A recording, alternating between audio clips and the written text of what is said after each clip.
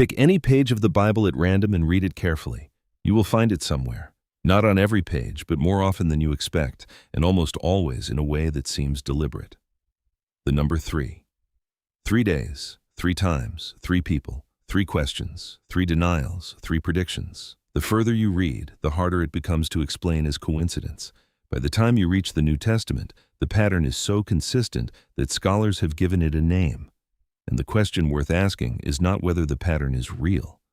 The pattern is real. The question is what it means and why the writers of the Bible reached for this particular number at the turning points of the story. To understand why a number could carry meaning in the ancient world, you have to understand how Hebrew literary tradition thought about numbers. Modern Western culture treats numbers as neutral. A number is a quantity. 3 means 3 items. It does not mean anything beyond the count. The ancient Near East thought about numbers differently, and the Hebrew literary tradition was no exception. In biblical writing, certain numbers carried consistent symbolic associations that trained readers would recognize the way a musician recognizes a familiar chord progression. Not a code that needed to be cracked, but a resonance that pointed towards something the reader already knew. The number 7 consistently signaled completion or wholeness. 7 days of creation, 7 days of Passover, 7 years of famine in Joseph's time, 7 churches of Revelation, 7 seals, 7 trumpets, 7 bowls. The number 40 consistently signaled a period of testing or transition that preceded something new. 40 years in the wilderness, 40 days of Moses on Sinai, 40 days of Jesus in the desert before his public ministry began, 40 days of rain in the flood. These were not coincidences later readers noticed and then constructed meaning around. They were deliberate choices that writers made because numbers carried the weight of what they wanted to say. The number 3 carried a specific and consistent weight in this system. 3 signaled completion with a divine dimension. Not merely finished, as 4 could be in its association with the 4 corners of the earth, the 4 winds, the 4 seasons, the earthly completeness of the created world. But resolved in a way that moved beyond human capacity, resolved by something that entered from outside the existing situation and accomplished what the 2 existing elements could not produce on their own. Where 2 forces were in conflict, 3 was where the resolution arrived. Where death had settled, 3 was where life returned. Where impossibility had become the only realistic description of a situation, 3 was where the thing that should have been impossible happened. Genesis contains the first appearances of the pattern, and they are careful and structural. The creation account places 3 complete days before the creation of the sun and moon. The first day produces light, but there is no astronomical source for it yet. The second day separates the waters above from the waters below. The third day produces dry land and plants. Only on the 4th day does God create the sun, moon, and stars, the lights that would ordinarily be required to produce the light and enable the growth described in the first 3 days. 3 days of creation proceed without the natural mechanisms that would ordinarily be required to sustain what was being created. The pattern opens with 3 days that do not operate by ordinary rules, where something is happening that cannot be explained by the conditions present. The structure of the first 6 days of creation adds another layer to the pattern. Scholars have long observed that days 1 through 3 and days 4 through 6 correspond to each other in a specific way that seems too precise to be accidental. Day 1 creates the framework of light and darkness, and day 4 fills that framework with sun, moon, and stars. Day 2 creates the framework of sky and sea, and day 5 fills that framework with birds and fish. Day 3 creates the framework of dry land and vegetation, and day 6 fills that framework with animals and human beings. The entire architecture of creation is built on a foundation of 3 and 3, 2 triads working in correspondence, the first triad creating the containers and the second filling them. The created order is organized by the number. The patriarchal narratives bring the pattern into human history with unmistakable force. Genesis 18 is one of the most theologically significant scenes in the entire Old Testament. 3 men appear to Abraham at the oaks of Mamre in the heat of the day. Abraham runs to meet them from the entrance of his tent, bows to the ground, and addresses the apparent leader with the language of petition and hospitality. He calls him Lord and asks permission to bring water and bread and rest before they continue their journey. The three men agree. Abraham and Sarah rush to prepare a meal. A calf is slaughtered. Bread is made. And then, seated under the tree after eating, one of the three makes the announcement that changes the trajectory of the entire biblical narrative. Sarah will have a son within a year. The long-delayed promise of the covenant heir is given its first specific, dated fulfillment. The ancestor of the entire people of God is about to be born.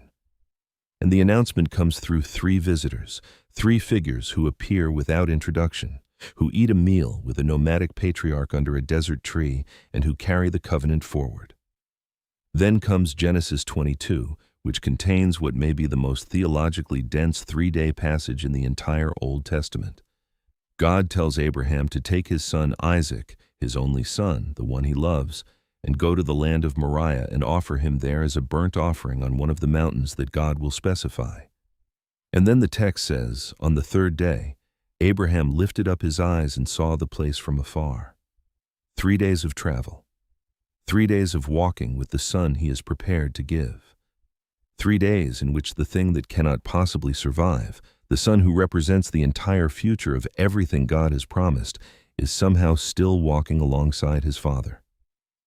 The impossible continues for 3 days, and on the third day, the resolution arrives from outside the situation.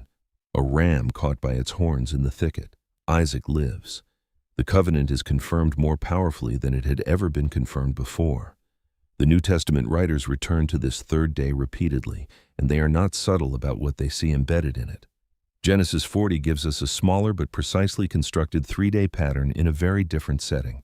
Joseph is in an Egyptian prison, and 2 of Pharaoh's former officials have been imprisoned alongside him. They each have a dream on the same night. Joseph interprets the dreams. The cupbearer's dream means he will be restored to his position in 3 days. The baker's dream means he will be executed in 3 days. And it happens exactly as Joseph said. 3 days is the hinge on which both fates turn, one toward life and restoration, one toward death, resolved at the same time by the same act of the same ruler. The number 3 arrives at the pivot point of both lives simultaneously. The Exodus story plants 3 in the opening move. Moses stands before Pharaoh with God's message for the first time, and the specific initial request is not for permanent liberation. It is for 3 days. Let my people go a 3-day journey into the wilderness so that we may offer sacrifices to the Lord our God. 3 days is the stated distance and the stated purpose. The number plants itself at the very beginning of the liberation story as the minimal request that is refused, and that refusal becomes the beginning of everything that follows. Then, after the crossing of the Red Sea, the people travel 3 days into the wilderness of Shur before they find any water at all. 3 days of thirst before the first provision in the new life beyond Egypt. The Exodus itself is bracketed by significant 3s. At Sinai, the 3-day pattern becomes explicitly preparatory for divine arrival. God tells Moses to go to the people and have them consecrate themselves today and tomorrow, and have them wash their garments and be ready for the 3rd day. For on the 3rd day, the Lord will come down on Mount Sinai in the sight of all the people. Moses is to set a boundary around the mountain, and the people must not go up or touch the mountain until the trumpet sounds a long blast. 2 days of preparation, the divine appearance on the 3rd day. 3 is when God shows up.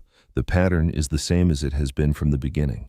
2 preceding elements that do not contain the resolution, and a 3rd where the decisive act arrives.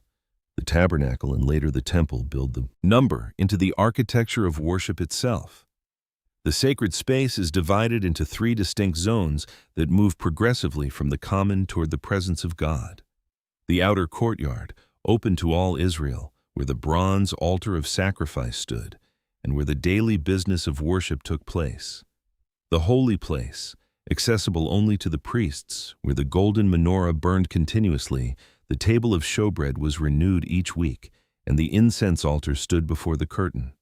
And the Holy of Holies, entered only by the high priest and only once a year on the Day of Atonement, where the Ark of the Covenant rested between the cherubim and the presence of God was most concentrated. 3 chambers, 3 levels of access, 3 degrees of proximity to the divine presence. The spatial structure of Israelite worship was organized by the same number that has been organizing significant moments in the biblical narrative since Genesis 1.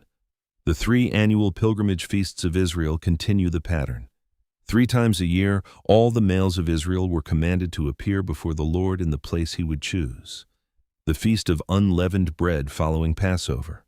The Feast of Weeks, also called Pentecost, and the Feast of Tabernacles in the fall, 3 times. 3 encounters, 3 occasions of the entire people gathering before God. The rhythm of the Israelite year was divided by these 3 gatherings the way the day is divided by morning, noon, and evening, 3 points that structure the whole. Jonah is where the pattern tips its hand most explicitly in the Old Testament and where the New Testament picks it up most directly. God tells Jonah to go to Nineveh. Jonah goes the opposite direction, boards a ship at Joppa, and a great storm comes. He is thrown overboard at his own suggestion, swallowed by a great fish, and the text says, Jonah was in the belly of the fish 3 days and 3 nights, not 1 day and 1 night, not a week. 3 days and 3 nights specified precisely and then later referenced by Jesus as the explicit precedent for what he himself was about to undergo. Jesus answers the request for a sign from the Pharisees and scribes by saying, no sign will be given to this evil and adulterous generation except the sign of the prophet Jonah. For just as Jonah was 3 days and 3 nights in the belly of the great fish, so will the Son of Man be 3 days and 3 nights in the heart of the earth. He is not borrowing a convenient parallel after the fact. He is telling his listeners that the 3 days in the narrative of Jonah were prophetic. The historical details of a prophet's experience were a preview of something the prophet was acting out without knowing the full significance of what he was living through. The pattern in Jonah is not incidental biographical detail. It is a preview of resurrection. Isaiah 6 gives us the most musically concentrated appearance of 3 in the entire Old Testament. The prophet receives a vision of the throne room of God. Seraphim stand above the throne, 6-winged, covering their faces with 2 wings and their feet with 2 wings and flying with 2. And they call to one another without stopping. Holy, holy, holy is the Lord of hosts. The whole earth is full of his glory. The trisagion, the thrice holy, is the description of God's character spoken by the beings who are closest to his presence and who exist, apparently, for nothing other than this declaration.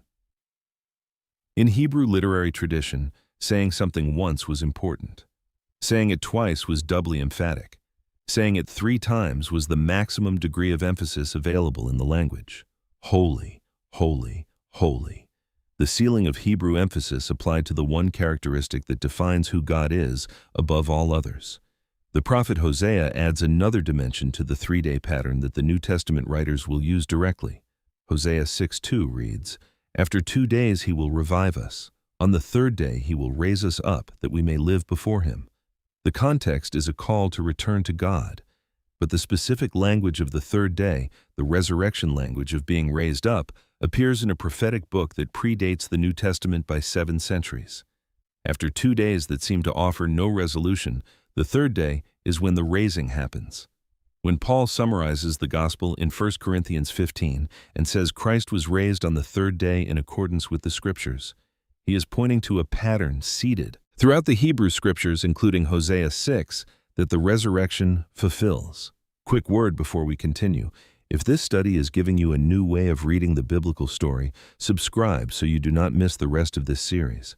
Every week we go into a word, number, or pattern that most people have heard, but nobody has fully explained. If you are already subscribed, thank you. It means more than you know. Now back to where the pattern leads, because the most important appearances of 3 in the entire Bible are still ahead. The Gospel of John opens its narrative of Jesus' ministry with a sequence organized by days, and the 3rd day is the appointed moment of the first miracle. After the prologue, John begins narrating events with the phrase, "and the next day." The sequence runs across several days and arrives at a specific marker. On the 3rd day, there was a wedding at Cana in Galilee. The first miracle of Jesus in John's Gospel takes place on the 3rd day of the narrative. Water becomes wine. The stone jars used for Jewish purification rites are filled with something better than they were designed to hold. The 3rd day of John's narrative is where the ministry begins, where the first sign appears, and where the disciples see the glory of Jesus and believe in him.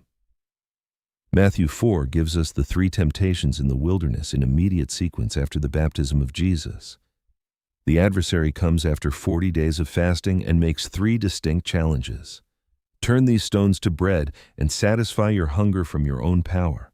Throw yourself from the pinnacle of the temple and let angels catch you, proving God's favor. Bow down and receive all the kingdoms of the world without going through the cross. 3 temptations, 3 refusals. Each refusal is a quotation from Deuteronomy, the book Moses gave Israel at the end of 40 years of wilderness wandering, the book that recorded the failure of a generation to trust God through the tests of the wilderness. Jesus is in the wilderness for 40 days, responding to 3 temptations with 3 verses from the book that documented Israel's failure to respond correctly to its wilderness tests. He passes the test at the number where the pattern has always said the test resolves. The Passion narrative organizes the most devastating moment in the disciples' experience in a structure of 3. Peter denies knowing Jesus 3 times, once at the gate, once in the courtyard, once to a group of bystanders who identify him by his Galilean accent. And after the 3rd denial, the rooster crows, just as Jesus had predicted it would, and Jesus turns and looks at Peter from across the courtyard, and Peter goes out and weeps bitterly.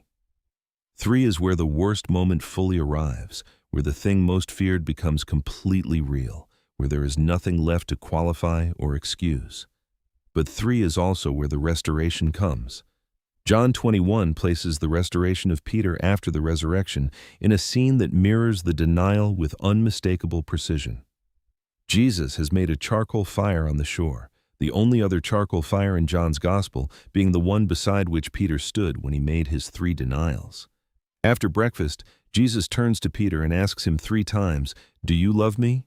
1 question for each denial, 1 commission for each refusal. Feed my lambs, tend my sheep, feed my sheep. The number 3 brought Peter to his lowest point. The number 3 carries him back. The restoration is as precise as the failure because the writer intends the reader to feel the symmetry and understand what it means. 3 is not only where the worst thing happens, it is also where the undoing of the worst thing begins. 3 crosses on the hill at Calvary, 3 hours of darkness over the whole land, from noon until 3 in the afternoon. 3 languages on the sign above Jesus, Hebrew and Latin and Greek. 3 women who remain at the foot of the cross. The event that the entire biblical story has been moving toward is marked from every angle by the number that in the biblical narrative consistently signals that something decisive is happening, something that requires divine action to accomplish, something that cannot be produced by any of the elements already present in the situation. Jesus predicts his death and resurrection 3 separate times in the Synoptic Gospels. After Peter's confession at Caesarea Philippi, after the transfiguration, and again as they are approaching Jerusalem for the final time. Each prediction uses the same structural phrase: the Son of Man will be handed over to men, and they will kill him, and on the 3rd day he will be raised. Not the 2nd day, not some days later. The 3rd day. The specific, deliberate, scripturally weighted 3rd day. The number that has marked God's arrival at Sinai, the rescue on Moriah, the restoration of Jonah, and the resurrection promised in Hosea. Then comes the 3rd day itself. The women go to the tomb. The stone is rolled away. The tomb is empty. Angels say he is not here. He is risen, just as he said.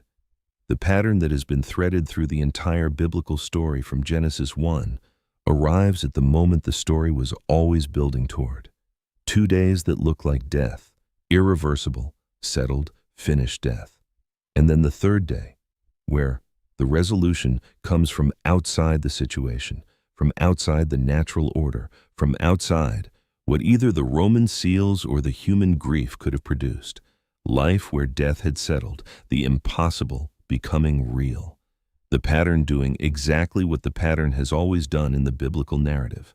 Paul summarizes it in 1 Corinthians 15:3 and 4, in language that has the feel of something very early, perhaps the earliest written summary of the Christian gospel.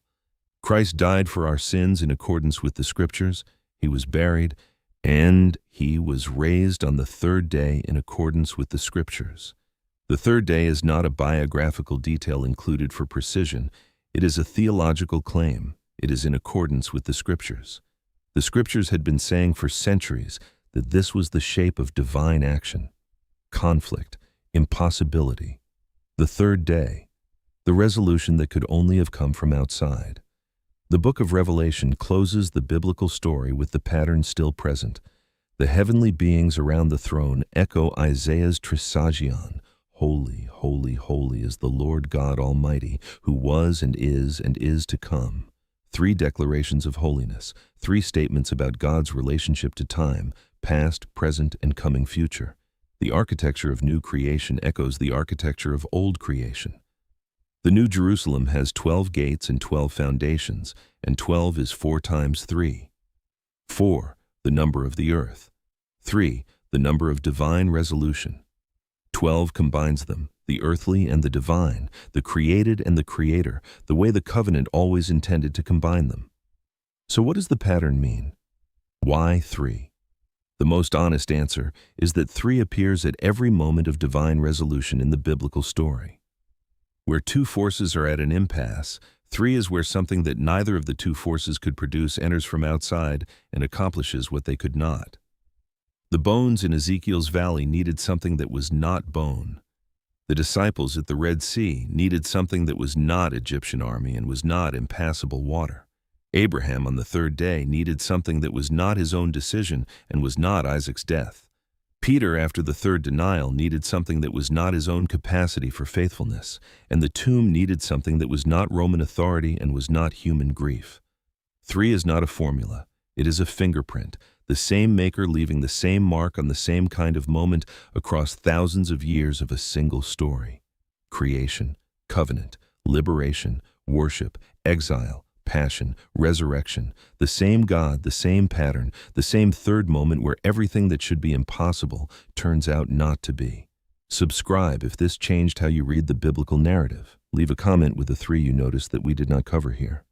There are far more than any single video can contain, and share this with someone who thinks the Bible is a collection of unrelated stories, someone who has never noticed that the same number keeps arriving at the moments when everything is about to change. God bless you. 1 Kings 18 gives us a 3-day and 3-time pattern within the same episode that is worth sitting with at length. Elijah has declared a drought on Israel because of Ahab's faithlessness. 3 years pass without rain. Then God tells Elijah to present himself to Ahab and to announce that God is about to send rain. Elijah sets up the contest on Mount Carmel, the prophets of Baal on one side, Elijah alone on the other.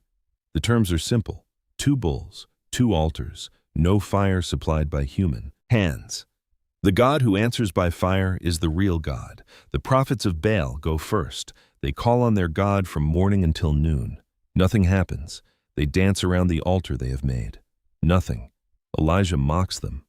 Perhaps your God is deep in thought, or perhaps he is traveling, or perhaps he is sleeping and must be awakened. They cut themselves with swords until the blood flows, as was their custom. They prophesied until the time of the evening sacrifice, and there was no voice, no answer, no one who paid attention. Then Elijah calls the people to come near to him. He rebuilds the altar of the Lord that had been torn down, using 12 stones, 1 for each of the 12 tribes. He digs a trench around it. He lays the wood and cuts the bull and puts it on the wood. And then he does something that removes any remaining possibility of explaining what happens next through natural means. He tells the people to fill 4 large jars with water and pour it on the burnt offering and on the wood. They do it. He says do it a second time. They do it again. He says do it a third time, 3 times. The altar is soaked. The water runs around the altar and fills the trench. 3 applications of water. 3 times the impossibility of natural fire is confirmed. And then Elijah prays once. The fire of the Lord falls and consumes the burnt offering and the wood and the stones and the dust, and licks up the water that is in the trench. 3 is the number of times the impossibility is established. 1 is the number of times God acts. The pattern is the same as always. 3 is where the situation is definitively impossible. 3 is where the divine resolution arrives. Then Elijah prays for rain. He sends his servant to look toward the sea 7 times, and on the 7th time a small cloud appears. But before the rain prayer, Elijah goes to the top of Mount Carmel and bows himself down on the earth and puts his face between his knees. He is praying, and he sends his servant to look and look and look 7 times before the answer comes visibly. But the 3-time pattern has already done its work in the water being poured on the altar, 3 times the impossibility. Then, God. Gethsemane in the Gospel of Matthew brings the pattern to the most intimate possible setting. Jesus takes Peter and James and John, 3 disciples, further into the garden. He tells them his soul is very sorrowful, even to death. He asks them to remain and watch with him. He goes a little further and falls on his face and prays. The prayer is recorded 3 times in Matthew 26. He prays the same prayer, or a version of it, 3 separate times. Father, if it be possible, let this cup pass from me. Nevertheless, not as I will, but as you will. 3 times he prays. Each time he returns to find the disciples asleep.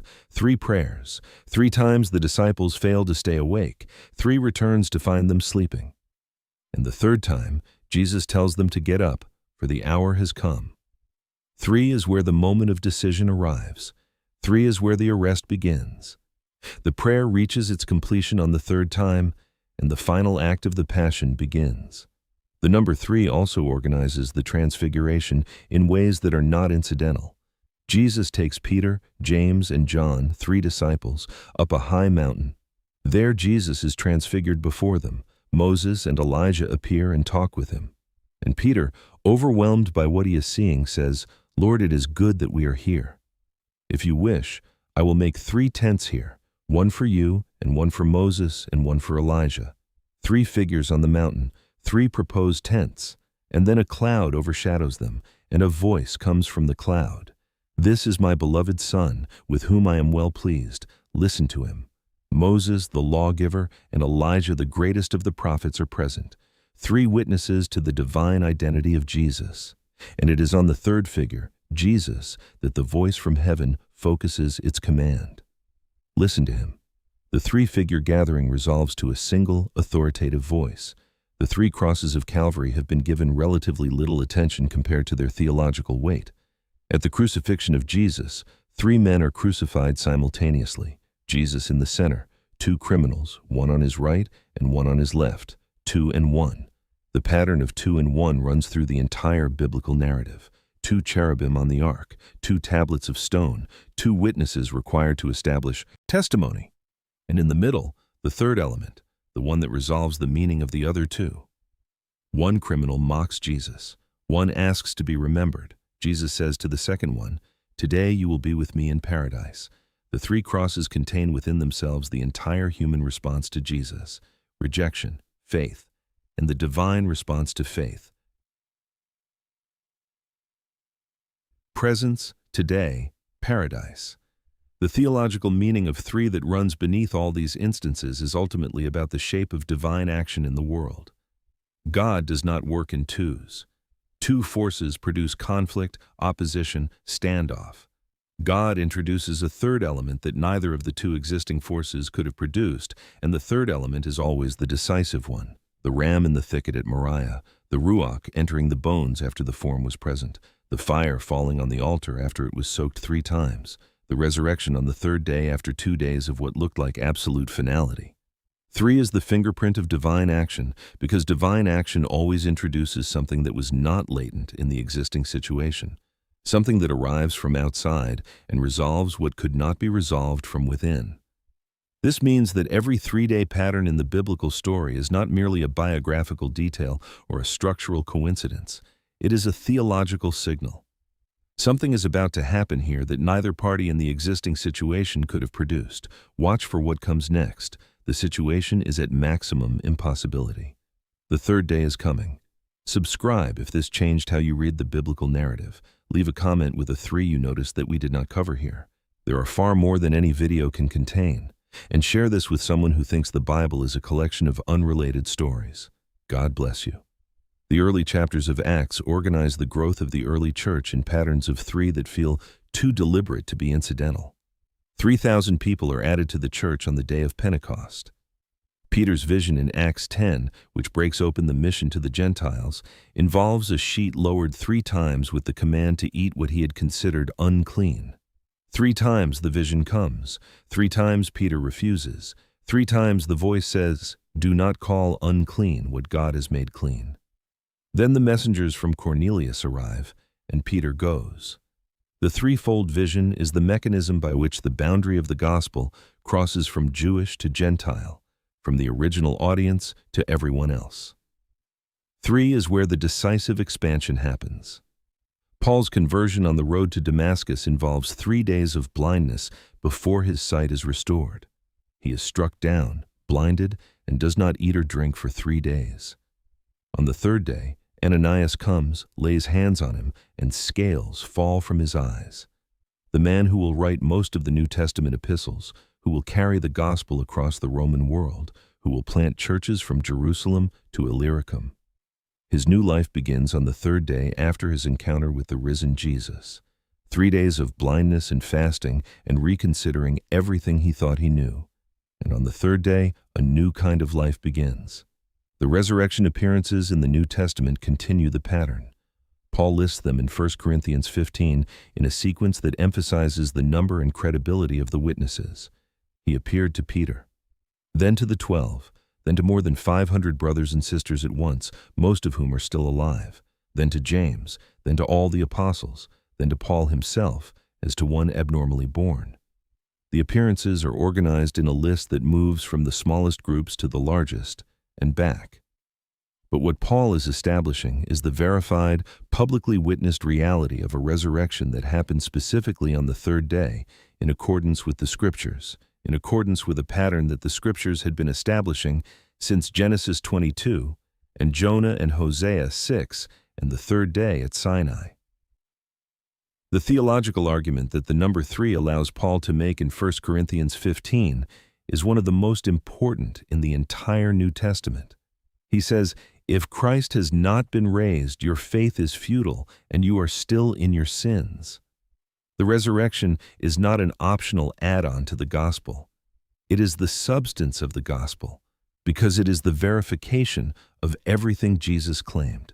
If the pattern says that the 3rd day is where God acts decisively, where the impossible becomes real, where death does not have the last word, then the resurrection on the 3rd day is not merely a historical fact. It is the biblical story doing exactly what the biblical story has always done at the number 3.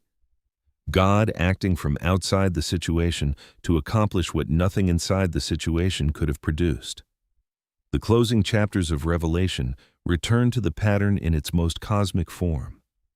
The New Jerusalem descends from heaven as a bride adorned for her husband. Its dimensions are organized in 12s, which is 4 times 3. 4 being the number of created earthly completeness, 3 being the number of divine resolution. 12 combines them, the way the 12 tribes combined the 12 sons of Jacob, the way the 12 apostles combined the 12 disciples sent to restore Israel. The city has 12 gates with the names of the 12 tribes, 12 foundations with the names of the 12 apostles. The measurements of the walls are 144 cubits, 12 times 12. The entire architecture of the new creation is built on the multiplication of the earthly and the divine, 4 and 3, 12 and 12, the created and the Creator brought into complete and permanent union. The story ends where the pattern said it always would. 2 things that could not be reconciled, creation and Creator, human and divine, death and life, are reconciled on the 3rd attempt, not by the effort of either party, but by something that entered from outside the situation and accomplished what neither force could accomplish alone. The pattern that first appears in the creation week is the same pattern that describes the architecture of the new creation. The same God, the same number, the same 3rd day resolution that never fails to arrive. One final pattern that brings everything together. The number 3 in the biblical narrative is never about the number itself. It is about the shape of how God works in history. 2 insufficient forces, 1 divine resolution. The impasse that cannot be broken from within gets broken from outside. The death that cannot be undone from inside the tomb gets undone from outside it. The dry bones that cannot animate themselves receive ruach from the 4 winds.